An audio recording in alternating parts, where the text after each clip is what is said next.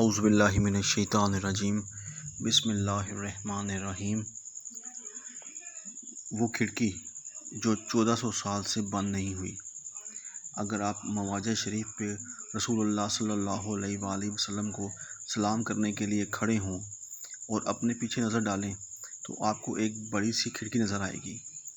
یہ کھڑکی 1400 سال سے بند نہیں ہوئی، کیونکہ ایک عظیم صحابی نے اپنی بیٹی سے وعدہ کر رکھا ہے کہ یہ کھڑکی ہمیشہ کھلی رہے گی، اور یہ آج بھی کھلی ہے۔ یہ اب تک کا سب سے بڑا اور طویل وعدہ ہے۔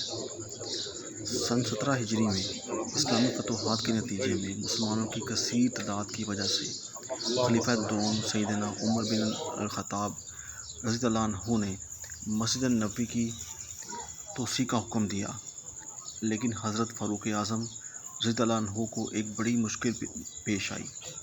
وہ یہ کہ ام المومنین سیدہ حفصہ بنت عمر رضی اللہ عنہ کا حجرہ مبارک جنوبی جانب اسی جگہ واقع تھا جہاں اب لوگ رسول اللہ صلی اللہ علیہ وسلم کے لیے صلاۃ و سلام کے لیے کھڑے ہوتے ہیں۔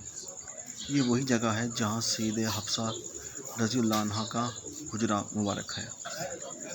اور اگر ہم یہ دیکھیں کہ یہ کمرہ جنوب کی طرف اکیلا ہے اور مسجد کے لیے اسی جانب توسیع کرنا پڑ رہی تھی، اسی لیے سیدنا حفصہ بنت عمر رضی اللہ عنہ کے حجرے کا ہٹایا جانا بہت ضروری تھا۔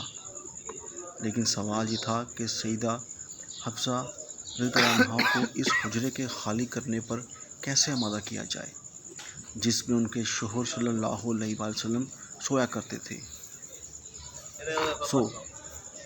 سیدنا عمر رضی اللہ عنہ اپنی صاحبزادی کے پاس آتے ہیں کہ انہیں اس بات پر آمادہ کیا جائے، لیکن ام المومنین یہ سن کر پھوٹ پھوٹ کر رو پڑیں اور اپنے اس شرف و عزت بھرے حجرے سے نکلنے سے انکار کر دیا جس میں ان کے محبوب حضرت محمد صلی اللہ علیہ وآلہ وسلم آرام فرمایا کرتے تھے۔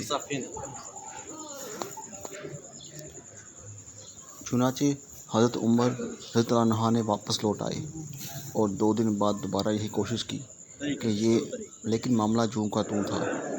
ام المومنین دو ٹوک انکار کرتی جا رہی تھی اور کوئی بھی انہیں اس بات پہ آمادہ کرنے کی کامیاب کوشش نہیں کر پاتا تھا۔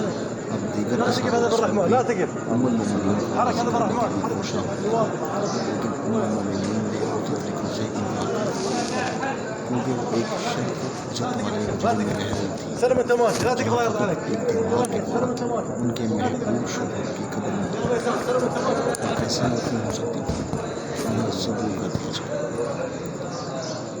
اب کی بار سیدہ عائشہ رضی اللہ عنہا اور دیگر عمر کی بڑی رسیلہ خواتین ساتھیوں نے مداخلت کی، لیکن سیدہ حفصہ نے ایک بڑی شرط کے علاوہ سے انکار کر دیا، اور وہ شرط یہ تھی کہ ان کے لیے ایک کھڑکی کھول دی جائے جہاں سے وہ اپنے محبوب شوہر صلی اللہ علیہ وسلم کی مبارک کو دیکھتے رہیں اور وہ کبھی بند نہ کی جائے۔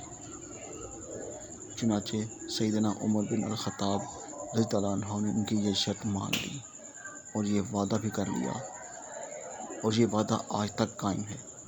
اور سیدہ حفصہ رضی اللہ عنہ کی وفات کے 1400 سال بعد بھی یہ کھڑکی کھلی ہوئی ہے۔ اس کھڑکی کے متعدد نام ہیں، جیسے خوخہ حفصہ اور خوخہ عمر، جنہیں امام سیوطی اور ابن کثیر نے ذکر کیا ہے۔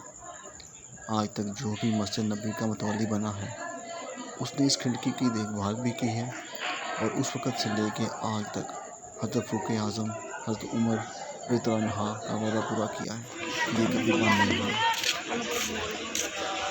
یہ تحریر